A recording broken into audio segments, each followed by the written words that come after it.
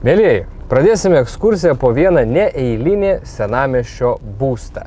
Būtas yra per 2 aukštus pačioje Vilniaus miesto širdyje, o visą kitą pamatysite po to. Einame. Apsidairykime po miegamai. Tik tai nepažadinkit žmogus miega. Vakar geras vakarėlis buvo. Apsidairykit, kaip atrodo kambarys, kur stovi lova ir kaip jūs atrodytumėt miegodami. Einam toliau.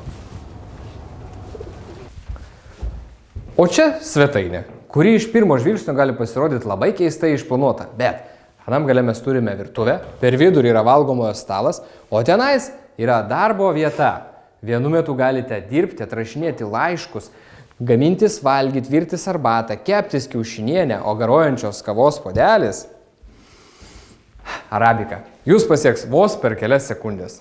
Einam toliau. O štai čia erdvi ir šviesi svetainė, pro kurios langus atsiveria nuostabus Vilniaus senamiesčio vaizdai. Čia yra sofa jūsų popietiniam pasiskaitimam. O ten gale mes turime 2 miegamosius kambarius ir baro tipo palangę, prie kurios galėsite šeštadienio vakarais gurkšnoti vyną. Ką jie čia skaito? Ir viską pabaigsime šitoje įspūdingoje terasoje. Aš visą laiką sakau, jeigu gyvent Vilniui, tai tik tai su vaizdu į Gedimino pilį, kuriuo galėsite grožėtis kas rytą gerdami karštą puodelį kavos. Ir visa tai gali būti jūsų vos už simbolinius 470 000 eurų.